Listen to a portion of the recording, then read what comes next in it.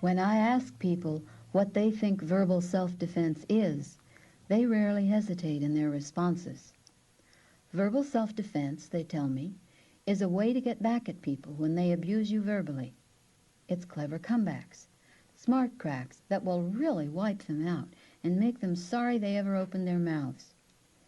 And I have read a book or two and heard a speech or two for which that definition matched the content presented.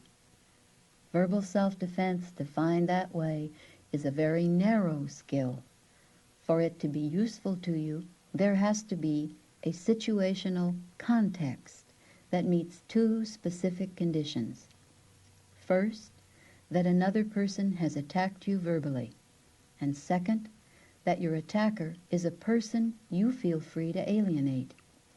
Essentially, that means it would be useful to you only in the context of a confrontation with a stranger, or with someone you outrank and whose opinion matters little to you.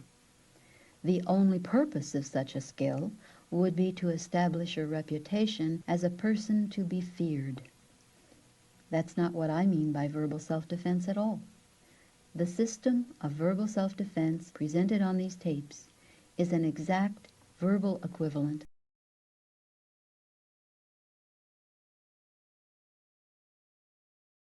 of the classic martial arts.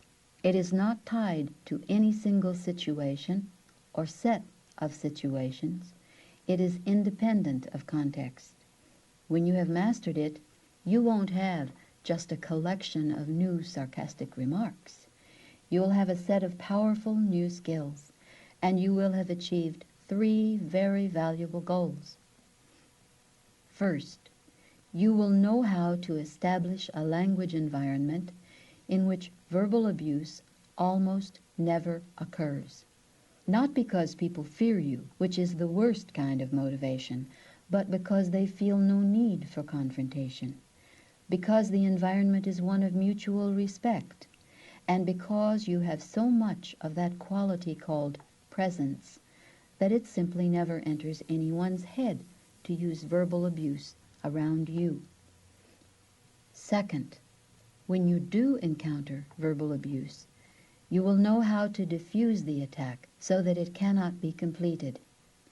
People who had intended to use confrontational language with you will find that no pleasure is to be had that way, that no points can be scored that way, and that they'd be far better off seeking some other target for their attentions. Third, on those rare occasions when a verbal attack cannot be avoided, you will know how to respond in a way that allows you to overcome your opponent effectively, quickly, and honorably, with no loss of face for you and none for your opponent either, unless you have made a strategic decision to impose it. Smart cracks and snappy comebacks have no more value here than the crude curses and primitive insults that go with physical violence do.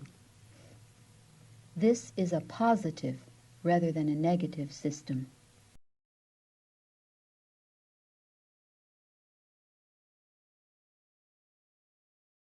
Its focus is on preventing verbal violence in advance, instead of reacting to it after it occurs. This is the cost-effective way to do the job, just as it is far better to take steps to see that oil spills never happen than to clean them up after the fact. I will be coming back to this point many times during the course of this program. Now, I want to move on to introduce a set of essential principles. They are short and they are simple. You will not find them difficult to remember, but they are crucial to understanding the material as a system rather than as a lot of miscellaneous information that must be memorized. They will make it possible for you to organize the content of this program and to remember it effortlessly. They are the first part of the information you need in order to be in full control of your language behavior and to have efficient access to your store of linguistic knowledge. We will begin with the 4 basic principles of verbal self-defense.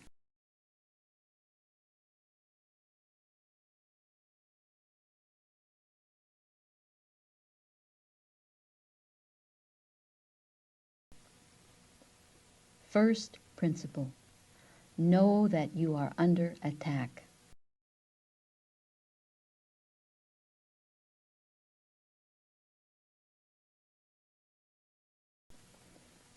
A great deal of the time, verbal victims do not know they are under attack.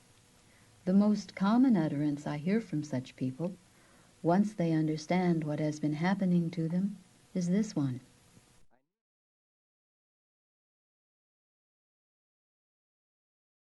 Typically, verbal victims blame themselves. They'll say, I'm just oversensitive, I guess. At least that's what people tell me. people like these, who hadn't realized they were verbal victims, will say, Talking isn't my thing. I've never been interested in talking, and I'm sure it's obvious. I'm not very good at it. But it's the way I am, and if they're going to work with me, they'll just have to get used to it. I've never had the time or the money or the inclination to learn to be a fancy speaker. I don't know what it is. I just seem to put everybody's back up. So I don't talk unless I have to talk. one reason for such comments is that the verbal abuser often doesn't fit the mental image you have of an attacker. Unlike the physical abuser, the verbal abuser may be someone whose physical appearance is at least non-threatening and perhaps actually frail. It doesn't take muscle to carry out verbal attacks. Anyone who's ever had to spend much time around small children has discovered that. Another reason is that often verbal abusers are people whose words, taken by themselves, seem to indicate nothing but friendly concern or even tender affection. So that when victims try to explain their distress, the response they get is that all he said? I don't see why any reasonable person would get upset about that. Many chronic verbal abusers are perceived by their acquaintances, people who don't have to be around them often, and by the general public as not only kind and caring, but almost saintly. They are often extremely clever people who delight in the power they wield and would never do anything clumsy that might give them away for the abusers they are. And if their victims are willing to believe that they are just making mountains out of molehills, making a federal case out of nothing at all, imagining things, any of a long list of familiar labels, verbal abusers will go out of their way to reinforce those destructive ideas. The skilled verbal abuser will look you right in the eye, maybe touch your hand,